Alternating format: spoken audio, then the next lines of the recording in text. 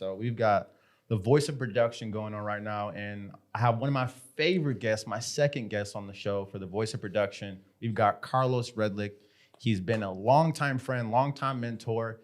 And he's one of the people that have been in my life that has represented a voice of production. And what does that mean? The voice of production, it's essentially just always moving the needle when it comes to their life. And he has a great representation of that, but I'm glad you can go ahead and jump on the show, bro. I appreciate you for taking the time. Dude, thank you so much for having me. This is sick. Of course. I've been excited. Of course. I'm excited to get on here. No, I'm glad to have you. Like, honestly, like, as we all know, like, content is king. So I was like, let me have a conversation. We always have a lot of conversations over the years. Like, we go back to what, 2017, 2016, 2017. Sounds about right. Somewhere around there. Sounds about right. And you've been in the game in terms of as an entrepreneur, copywriter, almost, it's nearly a decade, right?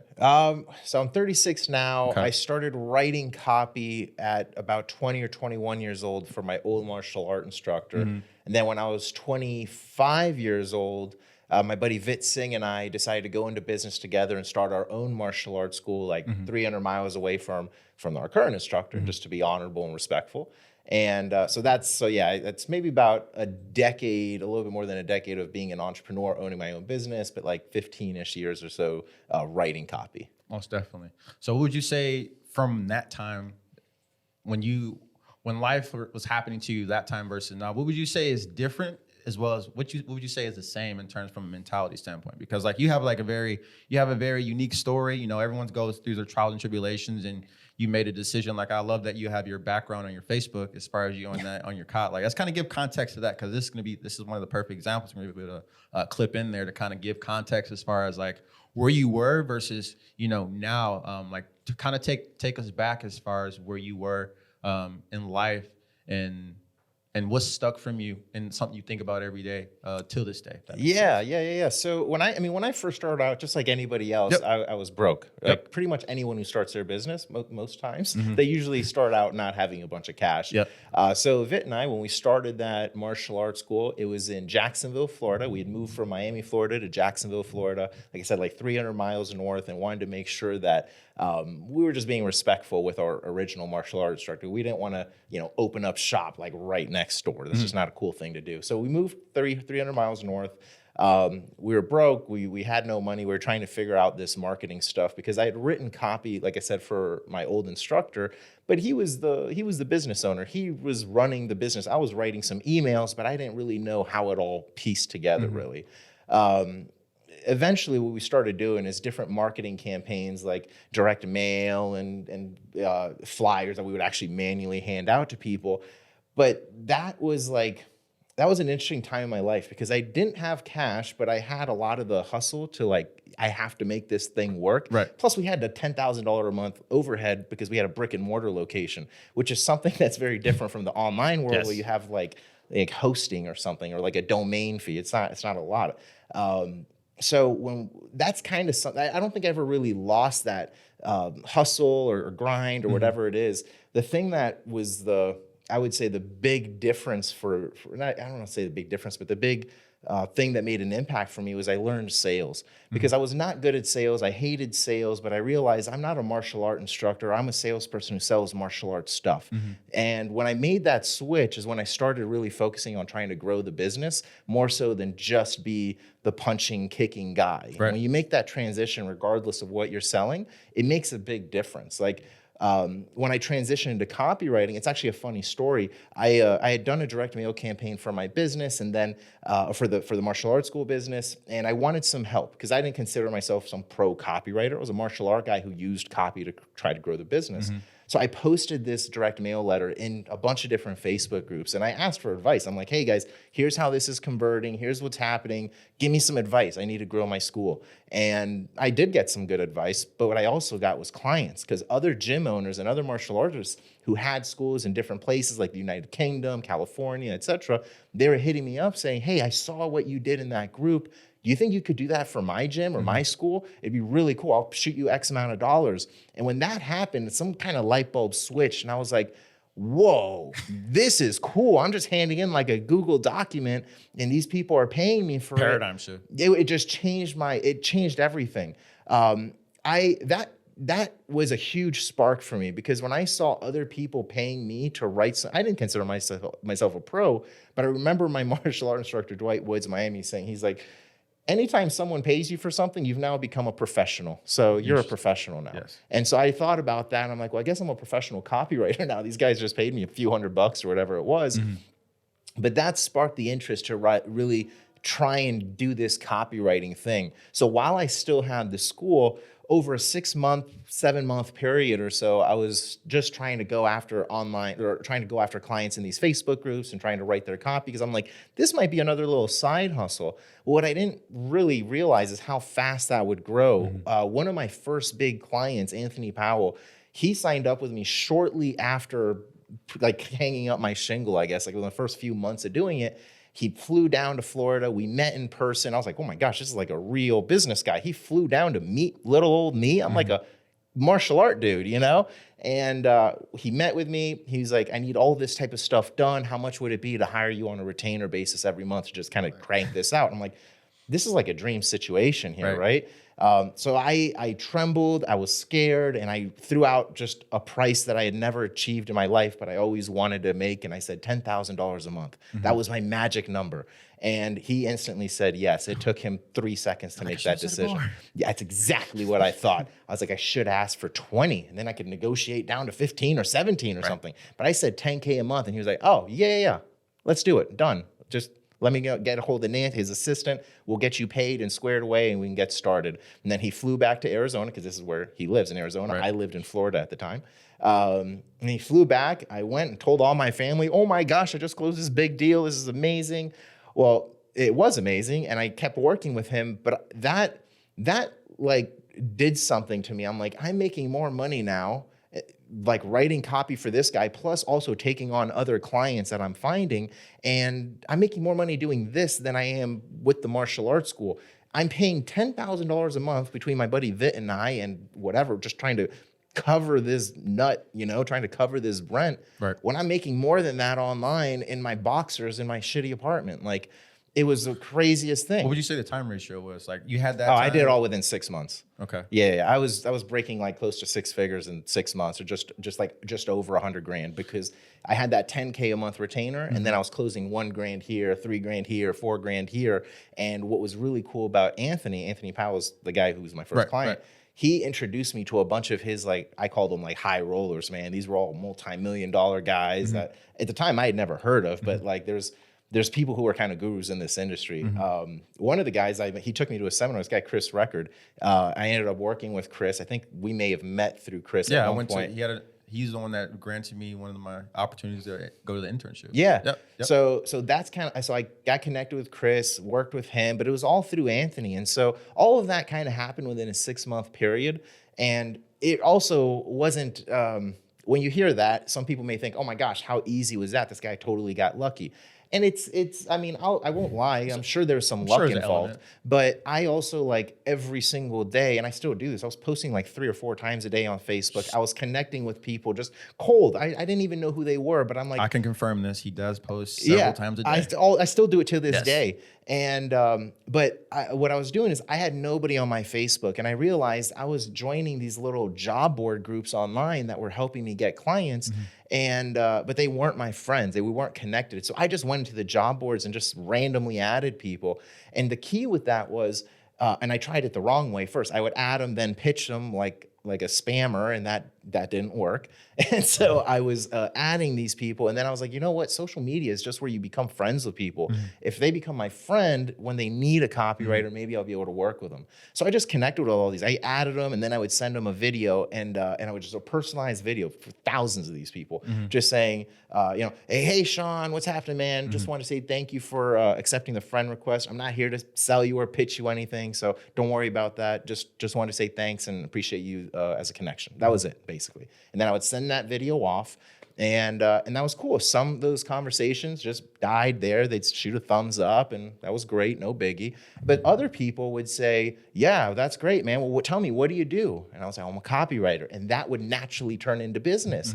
And so it was, I mean, kind of going back to your original question, the thing that always stuck with me is like consistency and like the work ethic to get the result. Because I may not have the money yet, but if I know how to get there, and I know it takes these consistent tasks every day, like let's say posting 3 times a day, whatever it might be, I know my mind, I can just sit down and do it. I don't have that issue. I think I learned that from martial art, where I would be told, okay, it's 1,000 kicks today, just 1,000 right kicks, and then 1,000 left kicks tomorrow, because we're just going to drill kicks.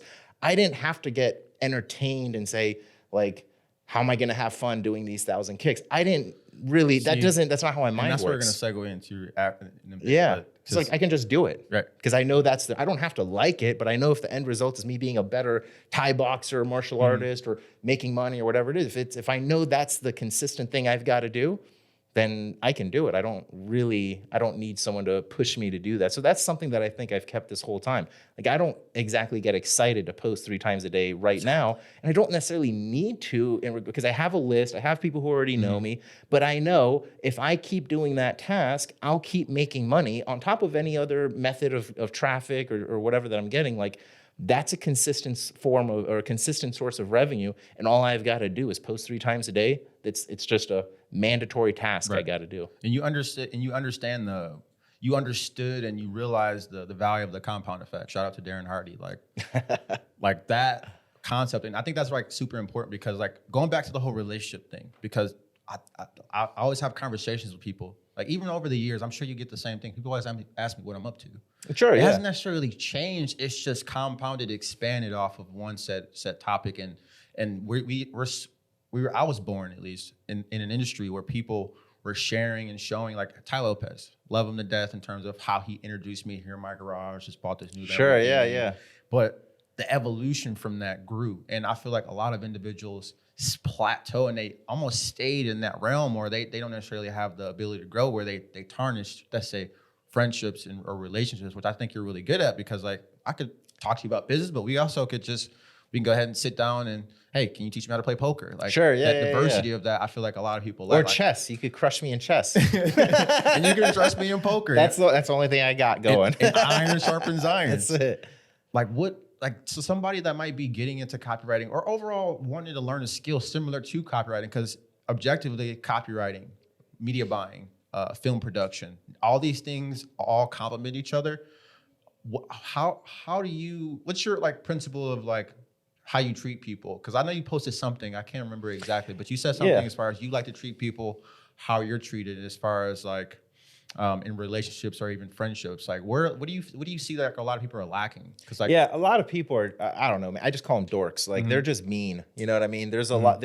There's this thing where there's like trying to be controversial, and then some people are just naturally controversial. Like, their opinions are naturally controversial. Like, entrepreneurs kind of have a controversial opinion about life when you talk to employees, because it's a totally different like mindset. Right. But there's also people who are just trying to be controversial for the sake of being controversial, and so they're like extra sarcastic or mean to a group of people. And I just never got that. I'm okay with being mean to someone who deserves it. Like, I'm not like a saint by any means. But at the same time, like, give them a few seconds to like get to know them. Like, give them 3 or 5 seconds, talk to them a little bit, see if they're cool or not. Right. But don't automatically just start being this like, can I curse and stuff? Sure. So like, don't be a douchebag. You know what I mean? Right. Like, there's just a lot of douchebags out there. And I don't know what it is. I don't know why it is, but that's what I never got that, because as a brick and mortar business owner, I had to see my students, my clients and customers every single day. So if I'm just an asshole to them or just mean to them, they're not going to want to train with me every single day anymore, because they don't come here feeling excited. They come here to get criticized. It's just not how I was brought up in this business world. I was told and trained to like treat these people well. Now, if they're not good clients or not good customers, you should be able to fire them politely and get rid of them. 100%. But treat people with respect. And it sounds like such a basic concept. Like, I'm always appreciative. Like, I'm sure I've told you I appreciate you tons of times. 100%. And like, I'm sure if you said, hey, come to this podcast, I probably said, I don't know, but I probably said, oh, thank you, man. I appreciate that. A lot of people don't do that basic, like, common Just decency thing anymore.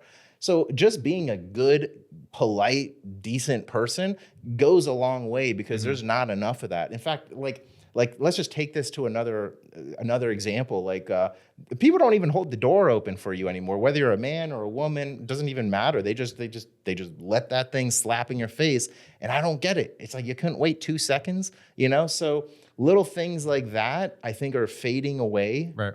And if you still have those, I guess, old school principles now of being a like nice, decent person, a little bit of a selfless person, not self. You don't have to be so selfless where you're like on the floor, but like just regular decent gestures. Because I believe how you do one thing is how you do everything to a certain extent. Like, okay, if I'm going to hold the door open, that means, I don't know. It's the compound effect of either something positive or negative. Like, why not compound? So kind of going with your, like, you were talking about like how about copy, if you want to become a copywriter or a media buyer. I mean, obviously just being a nice guy or a nice lady isn't going to make you rich or get you any money, but it's an element of being able to speak with your clients in a way where they're going to want to hang out with you, right? Like, people want to hang out with people they're similar to or people they want to be like. If you're neither one of those, like, why are they going to want to hang out with you? Why are they going to want to do business with you? You're literally just relying on your skill. Like, I'm so good, I can just be an asshole to people. It doesn't make sense, you know?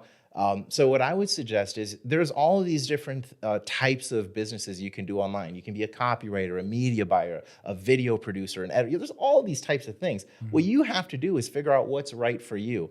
Media buying, I do some media buying for myself, but I don't sell media buying services because that's not really my skill set, right? My skill set is in copywriting, and that's just what I'm kind of naturally good at. And because I was naturally good at it, I decided, okay, well, let me study to become even better. Because what I learned from martial art as well is you have the people who are naturally talented that usually don't get very far. They kind of get to a basic skill level and technique and how they look. But then you have the people like, I usually wasn't like that great at martial art when I first started, but I also had that work ethic where I could just sit there all day long and do my 1,000 kicks, right? And over the course of like 10 something years, I got pretty good at it.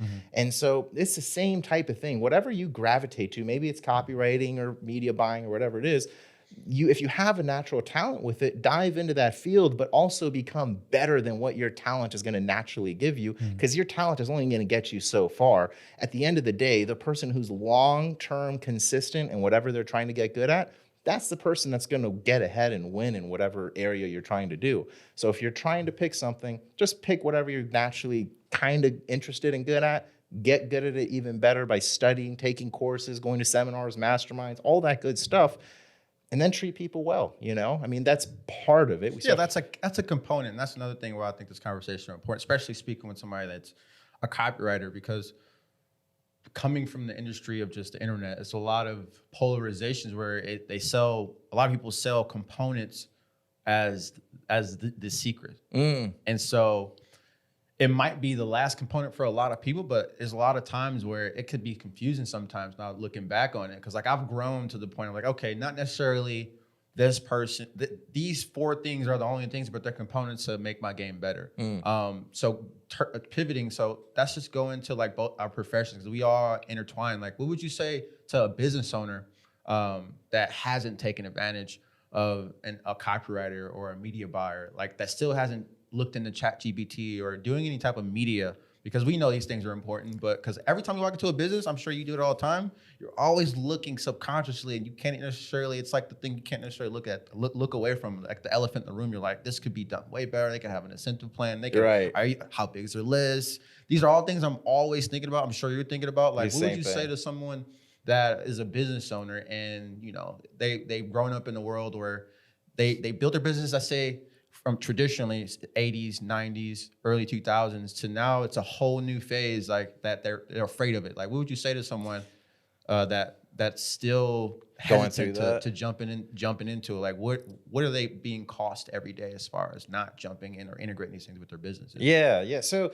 I would actually say it's not that different. The only difference is the way your message is being communicated. Right. If you were able to build a successful business pre-internet, you, I think, have an unfair advantage because all you've got to learn is some of the basic techniques of the internet, like a Facebook ad or whatever. But like some of the things that I'll do, for example, is I'll look at direct mail campaigns or space ad campaigns that were in magazines in a specific industry from years ago, and then I'll take that exact same message for the most part, modify it a little, and put it online, and it can work just as well because the audience's desires haven't really changed for the most part. It's like the mechanism of how they achieve that desire or that goal or whatever they want to do. That might change, but your messaging doesn't have to really. It's just another way to deliver to them. So what I would say is don't be so intimidated by it because I think that's usually what it is. It's fear and intimidation and maybe some business owners are masking that and trying to say this shit doesn't work for my business, or because I've heard that too. Yeah. But it's not true. So I would say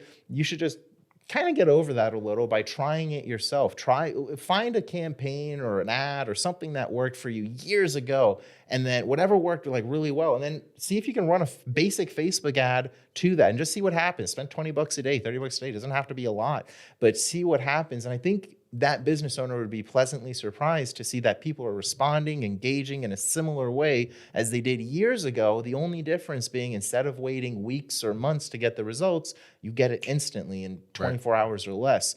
And so I think if you do that and you try it on your own and get a little, at least that's how I am, and get a little bit of success, it might get you hooked. Right. And what you want is to get hooked, because if you're not hooked and you're not excited about it, you're not probably going to put the best foot forward to try and make this work. Right. So I would say get yourself hooked, get a little addicted to the result of like, oh my gosh, this actually worked a little. Got on the phone with someone. Yeah, and then either keep trying to do it yourself or take courses, etc., or go down the route of hiring a copywriter or hiring a media buyer, an agency that does both, whatever.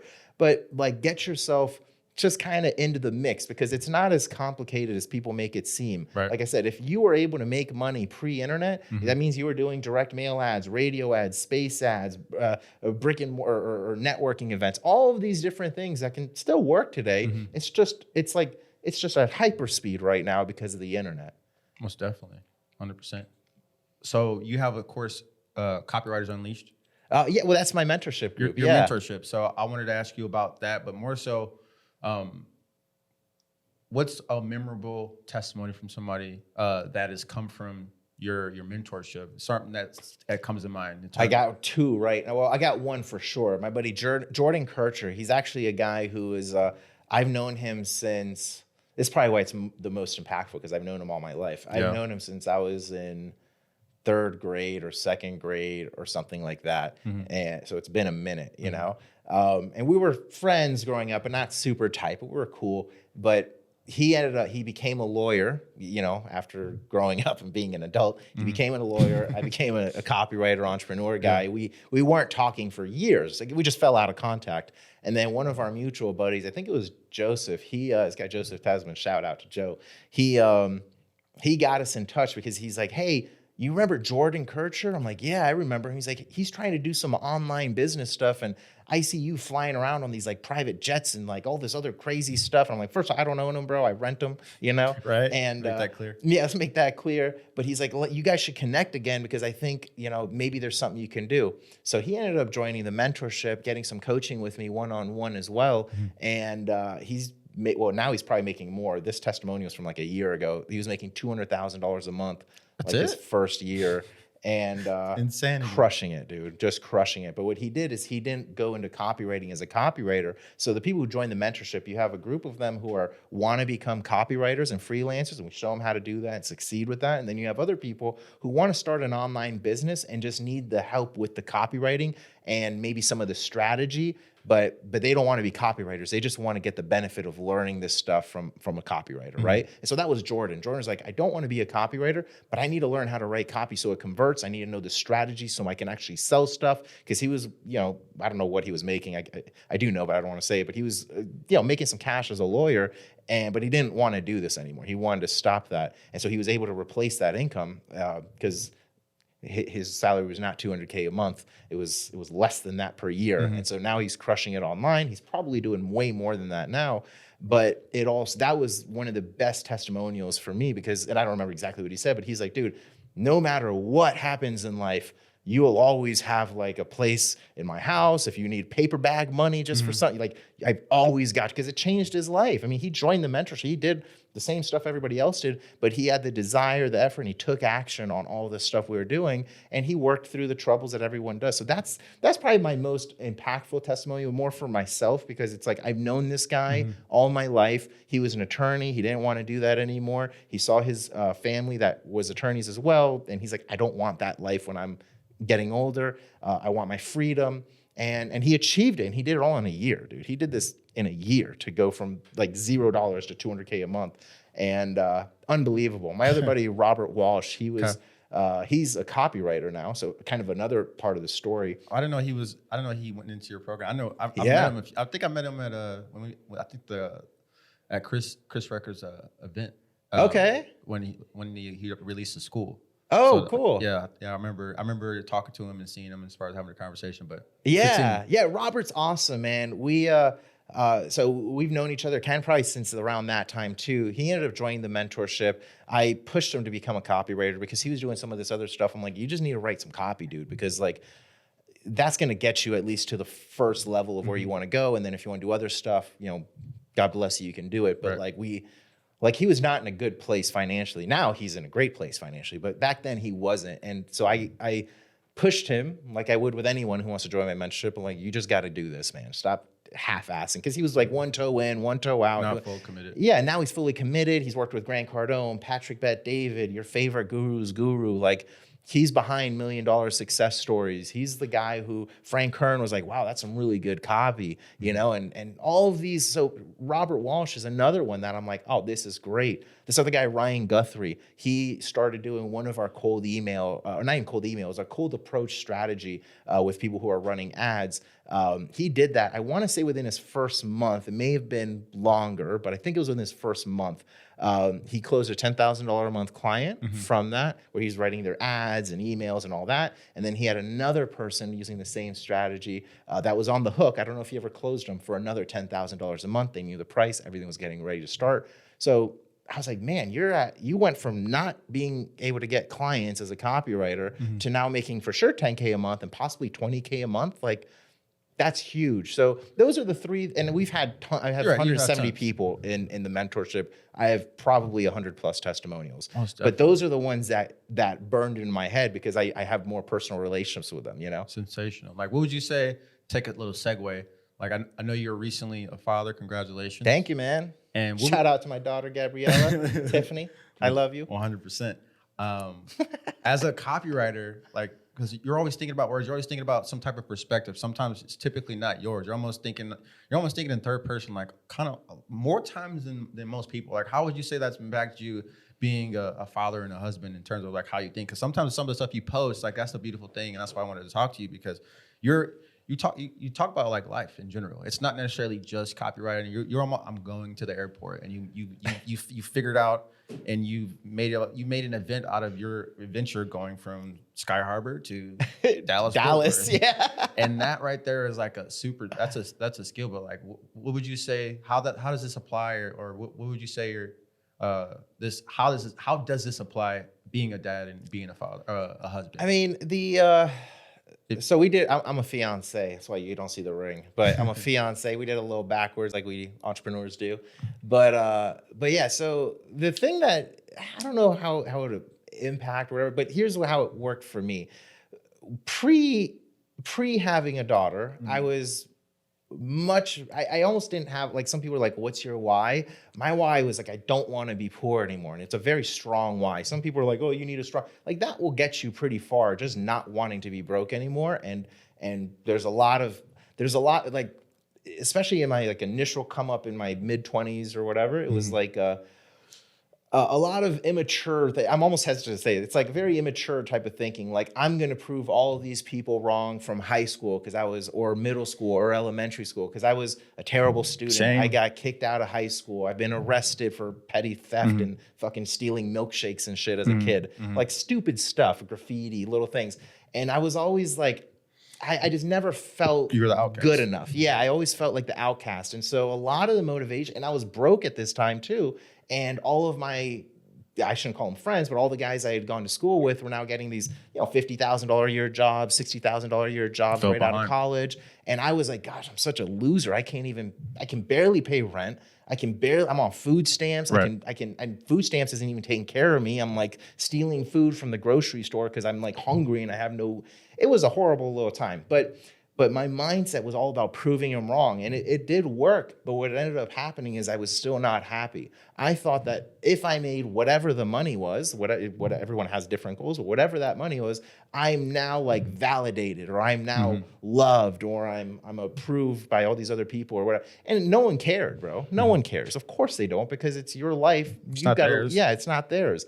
And so I started shifting the thinking from like, I'm gonna prove these people wrong, and I'm proving people wrong that don't even care about being proved wrong. So it's not a real fight. It's just an internal thing. Yeah, but exactly. And then, but I started shifting that and I started doing this before having a daughter. I'm like, how do I want my future kid to like look at me when they're growing up? Like, because all of this stuff we're doing is on the internet. It'll be here forever. So my daughter can look back and say, oh, when daddy was really broke, here's how he acted, right? And I started thinking about that before I even had a daughter, before Tiffany was pregnant, for any of that. I was just like, if I have a kid, I'm like, how would I want them to look at me? Because I wanted a family, so that became a new motivation, and it was the best motivation, I think, for me, because I stopped thinking more in a negative motivation, proving these people wrong, make this money and shove it in their face, because none of that matters. It's so stupid, but it's an immature way of thinking. But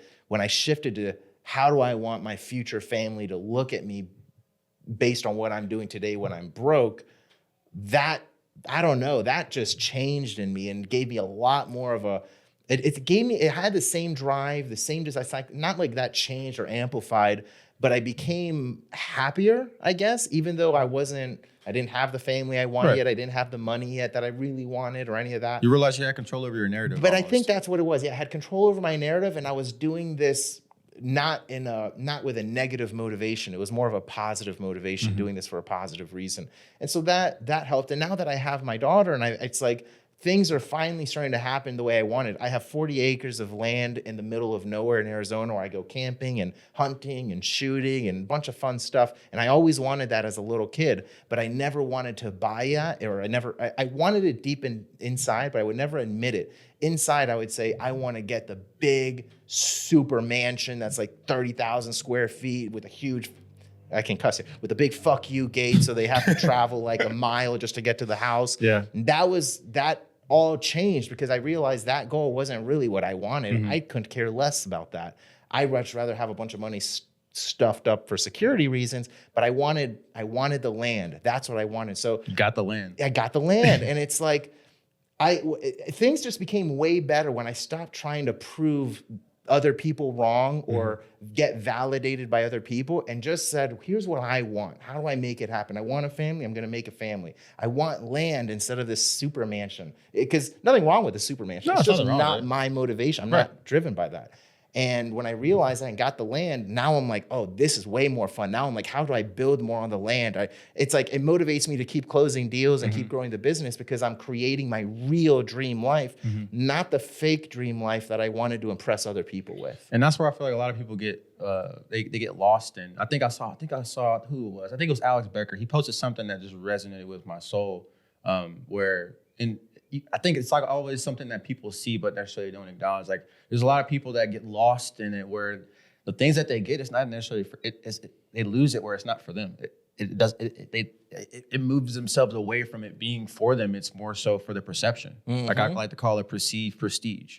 Like, people, that's good. Like, you just wanna have the perception of being perceived as like the top of whatever the mindset is. In reality, no one necessarily really cares. And then after a while, I was talking about this yesterday with my buddy Patrick. Like, after you get everything external, you realize like you have to do a lot of searching internally. So it's like, whether that be land where you kind of be isolated, and then you being like your own individual. A lot of people are getting lost in that, where it's almost to a point of no return. Like, I try to be more conscious of just, I don't know, having like conversations like this, because like, and I guess this goes into my next question for you, as we go ahead and wrap this up, is What's your intake in terms of writing content versus typing content? Because I'm sure it's changed over the years in terms of like where we were technology wise, I say years ago. Is it always been on the computer, or is it like 50% notebook or 50%? Because I feel like that has a big impact as far as like, I don't know, in today's realm. Yeah. So when I first started learning copywriting, Yeah. I was told, and I actually kind of still believe in this, but I was told you should rewrite old sales letters that converted by hand. And so I did that, like thousands of pages, literally, because every sales letter is like 20 pages long. And so I rewrote a bunch of them over and over and over again. So I have a bunch of books that it's like I would just rewrite it by hand. And you know, when I first started doing it, I was doing it almost like that, like kind of the martial art example, where I would just sit there and I know I got to do 1,000 kicks. I'm not having fun doing this, but I know that's what I'm supposed to do. So I was told, well, I read actually on all these like forums and stuff that if you want to be a great copywriter, you know, rewrite old copy that's worked well. And so I burned that into my head, and that's what I did. I just sat, I don't know how long it took. It wasn't long to write thousands of pages worth of copy, but in the beginning, I thought this is just a waste of time, but I'm going to keep doing it because I'm not the expert, and supposedly this is what you do. So I just kept on handwriting it. But what ended up happening is eventually it kind of started clicking how the writer was putting stuff together. I started realizing, you know, a lot of these sales letters start with like either an if-then statement, meaning if you want this result, then do this, or listen to this, or they would start with a question like, want to get X result? Pay attention to everything I say. And they're all little variations. And so little by little, I started kind of recognizing patterns and frameworks. And I didn't really have it all formulated yet, but it just kind of started gelling in my brain. And so whenever I started trying to write copy, I would still have trouble because I didn't have necessarily a framework to follow, but I would start with my if-then statement. I'd put some bullets together. I put a kind of a decent little sales page together, but it was because I was rewriting all this other copy so much, it kind of trained me to write in a persuasive way. And eventually I stopped doing the handwriting stuff and started really just focusing on producing the copy. Because eventually you need to get out of pure study mode and start getting into like implementation. Because you're not going to be good when you start implementing, but you're going to get better as you go, because as you put it into the marketplace or share it with a copy chief or someone better than you, you're going to get better. 1,000 kicks. And it's just based on like your own work. So you're naturally getting better and better and better. So eventually I transitioned to just typing my stuff, obviously. And that's what I do now. So I type my copy. I don't handwrite it. One of the things I'll do, though, you talked about like an intake form, is I'll interview my, let's say I'm writing copy for you. I would interview you kind of like this in a podcast setting. So maybe we can use that for marketing, but then also I can get your story. I can get you talking about your offer, your voice, and all of that stuff. Feel the emotion. Yeah, I can really get the emotion, because you never know. There's something that might be said in conversation that's like, oh, that's like a killer hook or a killer headline, or, you know, whatever it might be. There's that old John Carlton example, who's a copywriter. He was like talking to his client, and I may be butchering this, but I think he was talking to his client, and his client said, yeah, I got this, you know, idea for how to hit a really good golf ball from this one-legged golfer. And he's like, a one-legged golfer showed you how to like hit better than the pros? Like, that's the hook, dude. And so it's sometimes in conversations you can have these little things come up. But what I'll do is I'll do the interview, and then I'll have that interview transcribed. And now now I use this thing called Fathom, which automatically transcribes the interview whenever it's done, so it's like instantly available. Okay. And you use that. And I use that. So I take that, and then what I've started doing now is I copy and paste it into ChatGPT, and then I ask ChatGPT to create different. So I'll say, based on this copy, you know, what are the big problems this audience faces, right? And so it'll start coming up with different hooks and ideas and problems, and I'll say, create a sob story based on this challenge someone is facing. And now it's writing a story that's impactful and emotional based on, you know, whatever we talked about. And so I'm piecing together copy from ChatGPT from my client, and then I'm, as like the master copywriter, putting it all together and making sure it's actually ready to go. Because if I just used what the client said, probably not going to convert all that well. It worked to a degree. If I just use the ChatGPT, probably not going to convert all that well either. But when you combine it, to tailor you tailor a message, everything. You just use your marketing and copywriting brain to make sure it's all perfect. Now you can start writing copy faster, that's effective, and that's going to actually work. 100%. Where could people dive into the mind of Carlos, like in terms of all this valuable information, practical, tactical, which makes this important and valuable of you being on the voice of production? Like, where can they find you? Where can they dive into your world and your mentorship? Yeah, well, I appreciate that, man. So if you're interested in any of this that I've talked about, go to bestcopywritingstuff.com. Again, it's bestcopywritingstuff.com. And copywriting, in case you don't know how to spell it, it's COPYWRITING. Very different than like trademark and copyright stuff, right? So bestcopywritingstuff.com. And when you go there, you'll be able to check out my AI copywriting secrets training course. It's just $97, comes with a 1-year money back guarantee. And on top of that, you also get a one-on-one onboarding call with me so I can actually help you out and make sure you're getting some results. So again, bestcopywritingstuff.com. The similarities, because you always say this, I heard you and I've heard Kyrie say as far as the similarities in poker. How's poker similar into business? Like, what are the similarities? Would you say a few of them? And why? Why would you say that? Yeah, so I'll answer that. I may give another perspective too. So similarities to business is you're dealing with money and you're dealing with emotion with money. So if you're, if for anybody who knows anything about like poker, right? Let's say you're going to re-raise somebody or 3-bet somebody in a hand, like maybe you don't have the best hand, but you're taking a little bit of a risk to try and push them out of the pot or something like that. Well, that's kind of like spending money on an ad where you don't know if it's going to work. You're risking your money. And if you're emotionally attached to this money, you're not going to play the game well. Some of the best poker players out there are not attached to the money. It's just chips on the table. That's all it is. And it's an ammunition. It's like a gun, and all this ammo is just there to shoot. And that's kind of how I've started thinking. In fact, I think poker helped me look at money that way for my business, and it's helped me. I think business helped me with poker, but I think poker really helped me with my business views. Because when you take emotion out of the equation, when you're dealing with money and marketing and stuff like, well, marketing no, but like dealing with the spending of money on marketing, that gives you a kind of a superpower, because you're not making short-sighted decisions. You're making a decision based on like what your edge is or what you think your result is going to be. And if you're ready to take that shot, or if you think it's like a worthy risk, you can make that deal or investment or whatever. You can make that bet in poker. So that's kind of some similarities. There's obviously some psychological stuff, but a lot of the psychological stuff I even attach back to what we just spoke about with the emotion and attachment to money, because that's really the big thing. Like I said, the best poker players I've seen or played against are the ones who not that they're careless, but they don't care about the money on it. It's literally just ammunition, which also kind of takes me to another point where there's a thing called bankroll management in poker. And it's very important, because you could be a great player, but if you don't manage your bankroll well, you start becoming attached to the money because you're scared of losing it. And that's when you start making mistakes. You're just we call it not being rolled for that game. So you got to drop down in stakes or save some money before you play again.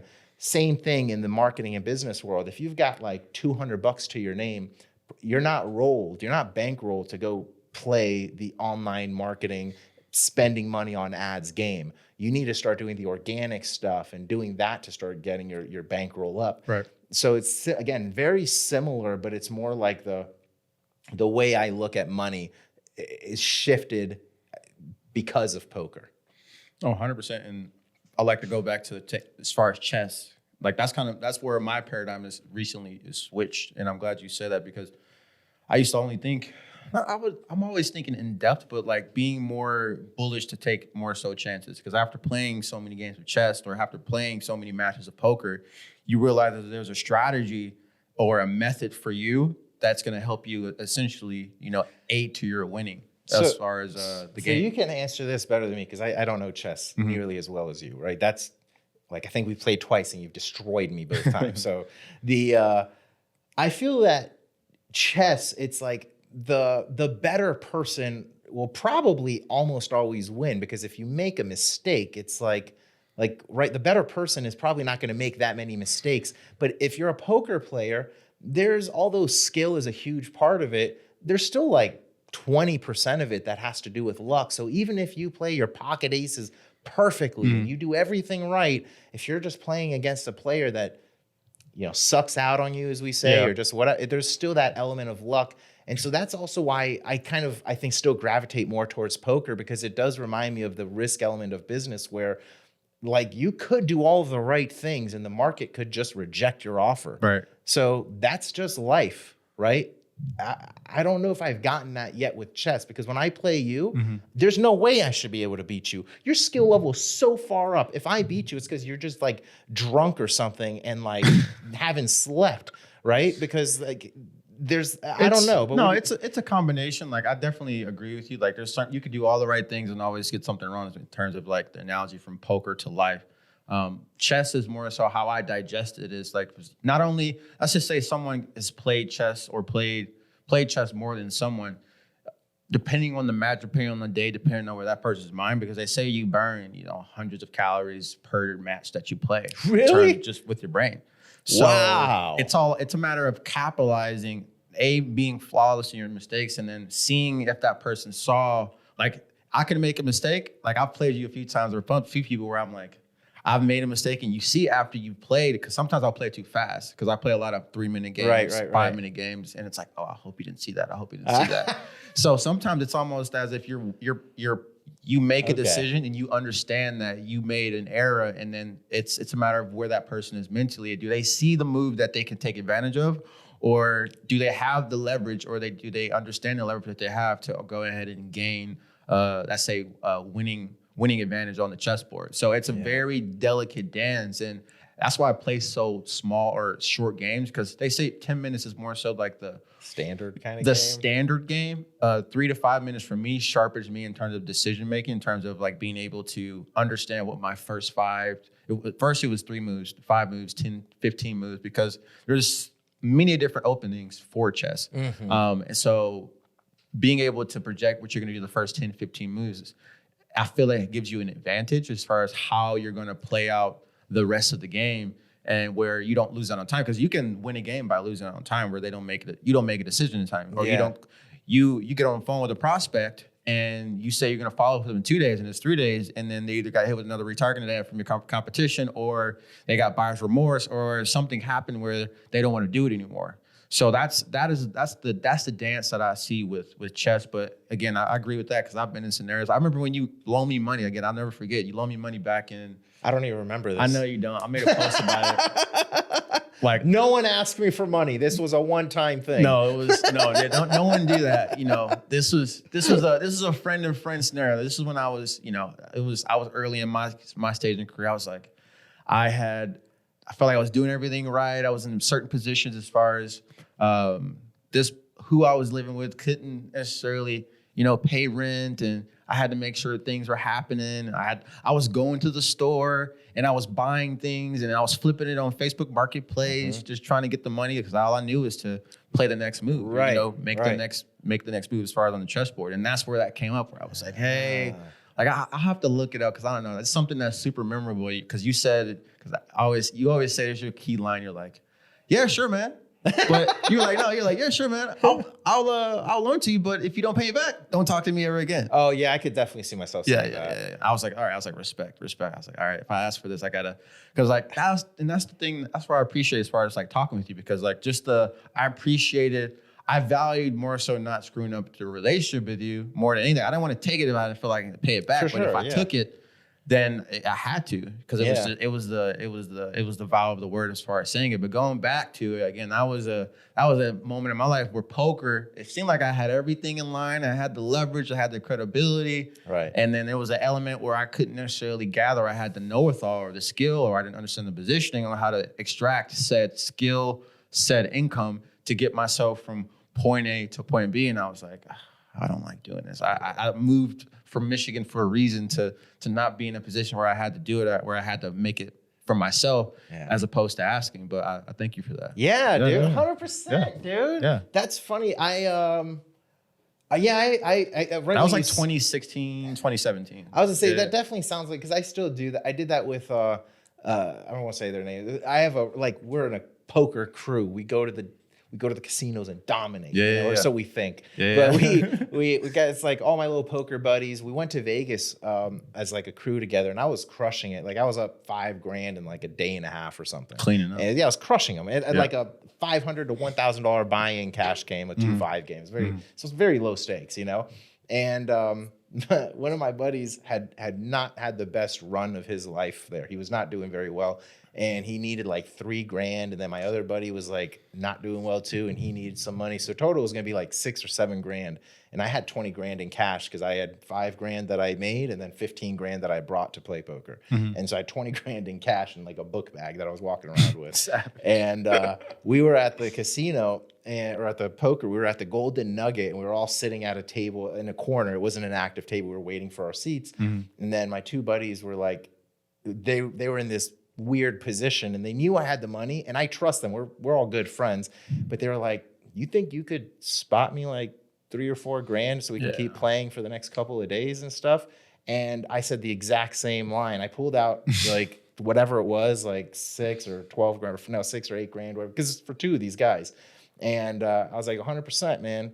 When do you want to pay me back? And they gave me their dates. And I was like, I'll never follow up with you about it. But if you don't pay me back, I'll know, and I'll never talk to you again. Yeah. And they paid me back like 1 day later, like literally there was a week deadline. They gave it to me in 1 day. Yeah. And so I don't know, man. I just always figured if you're going to rob me for a couple grand or a few hundred or any amount, I'm not going to come after you. I just now bought the information that you're not the type of person I should ever be around. You just either bought yourself in my life, or you bought yourself out That's of my exactly life. it. Either I'm going to be a cool guy you can remember, because I won't remember. Like I didn't remember this, but you'll remember it more than me. Or I'm just going to learn that for $100 and something bucks or a few $1,000, you're just not the guy to do business with. And so it's much better. I feel like I look at it as a win. It's like I'm just buying. It's like poker. You just make a bet and you buy the information. They called the bet. You know what hand they have, or to a degree. So I just look at it that same way. There's no reason to get so like, not that you should be loaning money out all the time or anything, but if you're going to loan money out to somebody because you're in a position where you can do it, like, I think you should always be transparent with like what your intention is with it. But if they screw you over, don't even get emotionally upset about it. It's a win for you, because you ideally are going to live years longer. And now you can not have that fucker in your life anymore because they screwed you over. But if they pay you back, you should be tight with them, because now they're part of the squad. They did what they said. You did what you said you were going to do. They did what they said they were going to do.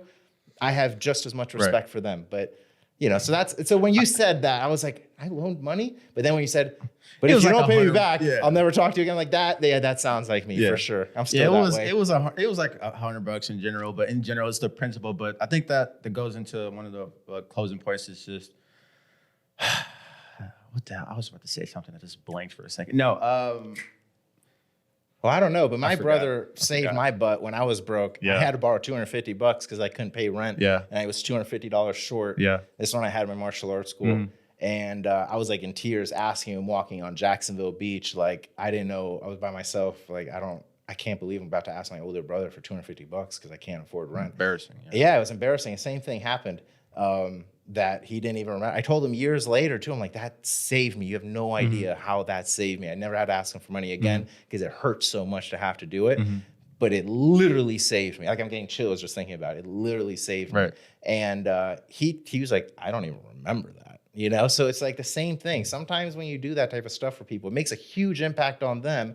And if it doesn't really, it like doesn't really affect your life most of the time. You know, like, when you're being that cool person who's helping someone else out. So I've been in that situation too. I think it's because of the relationship. That's what I was going to say, though. The relationship with money. Like, I think, like when you said Anthony Powell, as far as when that opportunity came about, something switching you. And there's, even for me, like even recently, like coming up in terms of what I do, in terms of how I, as far as business goes, the relationship with money has been redefined to where I don't have it. And I think that's a big defining point. And I'm curious to get your intake on it, as far as how people treat you, and as well as their relationship with money will dictate how they necessarily move. Because like my mindset from hourly to, hey, I get to write my own check.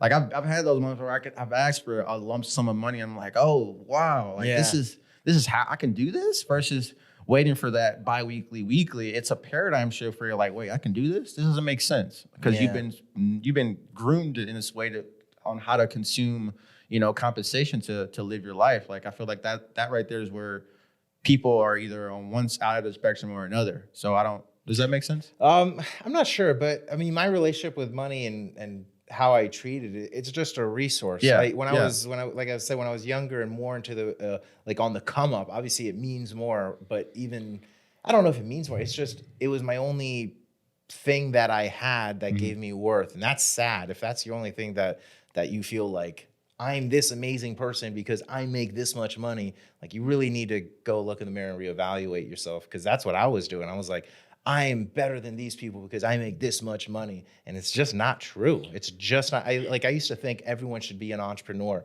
I don't think that anymore. I think we're all on different paths. But again, that younger mindset, more immature mindset, I should say, was like, if you're not on the same path as me, it doesn't matter what you're doing. But if you're not an entrepreneur, you're just a slave to the system. You're an idiot. You're a cog. All this nonsense that I believed because it wasn't the right path for me.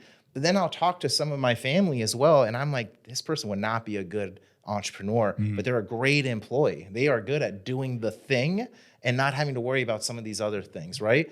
And so to try and say they're not a good person because they're not entrepreneurs or they're not following the same path as me, it's just silly. And so I think my relationship with money is it's like having enough food or a plethora of food to take care of yourself so you don't have to worry about it. Like, that's all it is. It's not like you shouldn't have a lot of it. You should have as much of it as you can possibly earn. I'm not by any means saying you should just make your minimum amount and be happy. Like, no, you should just make as much as you can possibly make without having this emotional attachment to it. Like, all it is paper. And the more paper you have, the more things you can do. Bitcoin. It's all it. Yeah, sure. Yeah, exactly. So that's kind of how I look at it. It's just a resource, man. Like, it's not even worth, I don't know. Some people mystify it too much. It's not mystical. It's a math problem. Right. It's all it is. That's a fire. That's a fire line. Just a math problem. Some people are like very woo-woo with money, and maybe that's good for them and that's how they get motivated. But for me, it doesn't motivate me. When I think of how mystical it is, I get paranoid because I'm like, I don't know magic. I don't know how to meditate this money to me. But if it's just a math problem, and I know if I reach out to say 400 or 500 people, or 400 or 500 people go through my funnel or something, then I can probably close a $2,500 to $5,000 sale. That's a math problem. I just need to get in front of 400 people at a time, and I know I'm going to get $2,500 to $5,000 or whatever that number is for you. But as long as you kind of calculate the basic math of it, and then just trust in the process to get you those numbers, then you're fine. Because money is nothing. It's just a math problem. It's just people, build it up so much to be something that it's a big deal. And I think it's also because when you get paid every 2 weeks as an employee, there's a huge attachment to that money because you're waiting for that check every couple. But if you're a business owner, you should be trying to make money every day. Like, whether it's a $9 digital product or like a $20,000 marketing thing or whatever it is, like, you should just be making money every day because you're a business, but it doesn't mean you have to be attached to it, No, 100%. And I think that's important to kind of close things down, because I think nowadays, especially with inflation and all these things happening, and everybody is terrified of like the recession. Like, I don't think you have to necessarily be a business person, but there's too many tools out there to where we should be able to at least bring in an income every single week to some extent with what you're doing full time to the part time. Because with everything that's rolling, like, it seems like it's almost impossible nowadays unless you're a top pinnacle employee of some industry, to have multiple streams, especially when you're trying to figure it out. Have some skill to where you can fulfill some type of income on top of what you're working. Would you agree? That's kind of another thing. You mentioned multiple streams. I don't think people need to start with multiple streams. Not start. But yeah, like maybe eventually, but like I'm just gonna throw a number out. It doesn't necessarily have to be your number or whatever, but like you probably don't need to be thinking about multiple streams until you make like $1 million. Like, if you're not doing $1 million, you just need to start like focusing on doing that, because that's like one offer. That's like one $5,000 offer or $10,000 offer that you just hammer down, and you do the math on how much it takes you to get to $1 million, and then you just do the math on how many people come. Again, I won't go into all that, but it's just a basic math problem. So, I don't know, man. I think if you're just getting started in anything, or even if you're, already started in your business, you just got to figure out what that math problem is, what's your end goal, or what's the goal for this year, and then just drive down and just make it a simple problem where you have your daily tasks. For me, for example, to make it like really granular, I know my daily task is as simple as sending 1 email a day minimum and 3 posts on Facebook or social media, and then I have 10 outbound messages on LinkedIn going out automated through a software and shit. Mm-hmm. But so if I do that every day, it's very hard to not make like at least $50K a month minimum. Like it's very hard not to do that because I've got a $5,000 offer. I have people coming to me. I'm going to them. There's automations in place. And I know my numbers. I was looking at it yesterday. I was talking to one of my buddies. I'm like, look, we've contacted 400 people just from LinkedIn, and we've closed $10,000 in less than a month from just this amount. Can we retire on $10,000 a month? No. But what we know is for every 400 people so far, we can get about 10K. So we just need to keep doing that. Can we get double that by the end of the month? If we could potentially hit 30K from just LinkedIn, not including the money coming from social media or recurring, all this other stuff. So I don't know if that answers any question or whatever, but that's kind of where my mind is going. Like, you just kind of have to figure out whatever it is the math problem is and just go after it. I think it starts there, like just treating money like a math problem. I think that like you should legit. I feel like you should get a shirt that just says that. I swear, money is math. Money is a math problem. Money is a math problem. I like it because like I don't know, my relationship with money is just completely different in general. Like in terms of when my transition, like I came to Arizona and I came out here just to kind of take a shot. I did network marketing. That's where I like learned sales, and then I sold vacations. So I moved March 2016. I moved here. April 11th of 2016, I got my first job at work selling vacations. And then the person at that job told me about this event, someone named Chris Record, that was hosting. And then that's when I found out about the internship that put me in the realm of like Jonathan Foltz. And I actually remember where I met you. It wasn't through Chris. It was at the Marketer's Mansion with Lawrence, Jonathan, Damien. Dan, there's like a few other guys I can't remember now. Sorry, Rustlin. A bunch of these guys, and we're still talking to them. It's like they're really cool guys. But I think that's actually where I met you. You were like a super sharp dressed guy. You dressed nice or something. That's when I discovered suits, and I was like, that was it. I think you must have been wearing a suit. That's why you stuck out, because obviously that's how I've always dressed. And then no one else had it, but you stuck out. So that's actually, that's a cool little hack, because I remember that from all those years ago. You wore a fucking suit, dude. You're clean. Went in debt for that suit. Yeah. Went in debt for that suit. I got a credit card from like Express. They like offered to me. I'm like, sure. And then I was like, I guess I'll buy this suit. And then one suit after another. I was just that one suit. And everything else I bought after that, but I just never forget that. But that was where we met. That group, that's what I'm saying. That group, because like at the event, this is where everything is crazy full circle. At that event that Chris Record was hosting, that my buddy, when I was working selling vacations, he was like, hey, you want to go to this event? It only costs $50 to go to. I was like, sure. At the half, when they had the event, it was like, I don't know, it was I forgot the name of it, but at the break, I sat down at this table it was the hotel up in Desert Ridge, and I found a seat, and it was Damien Coughlin. I still got the video. That's why I'm going to be able to just snippet this in. Damien Coughlin, and then it was also Jonathan Foltz. And then Jonathan Foltz was talking about selling snakes. As far as what he was doing. Damien, I think, just left his corporate job as far as from... he was working for Apple, I think. For Apple. Yeah. He talked about how he met Steve Jobs for the first time, and I'm just sitting here. I'm just like... And then that was the group that I came friends with, because later on, maybe a week later, I was still working, selling vacations. I added Chris Record on Facebook because he was like, everybody follow me on Facebook or Instagram. And I was like, sure. And then he posts talking about he's opening up a school, and it just happened to be right down the street from me. Boom. And then I was like, I'm not going into work tomorrow. Yeah. I'm gonna go walk past work, and I'm gonna walk to this internship. And I'll never forget, I got greeted by Cindy. I started up to Cindy Cortez, and then I was like, hey, I wanted to be one of the 12 entrepreneurs to work here. And then I followed up like a madman, and I was like, and then I followed up with Jonathan. I was like, Damien, all these individuals, like, hey, did you tell Chris that I want to be one of the, I'm like, I'm down the street. Like, what's up? Like, down the street, I'm right here. And I was like, this would be my next pivot to take my entrepreneur level to the next level. Cause I already bought a few courses from Justin Senior as far as selling cat t-shirts and Cool. different things like that. And then that's where I got introduced into that world because I harassed them. Not harassed, like I followed up with them super strong because they said, yeah, I know Chris and this and that. And then that got me into the circle out of 500 people that applied. But That's so sick. just the compound. Well, that's actually something this is why I wear these copywriter shirts. I have this one. I got hoodies I wear at the poker room. I got t-shirts. Yep. I like pretty much anything I wear every day has copywriter on it, unless it's like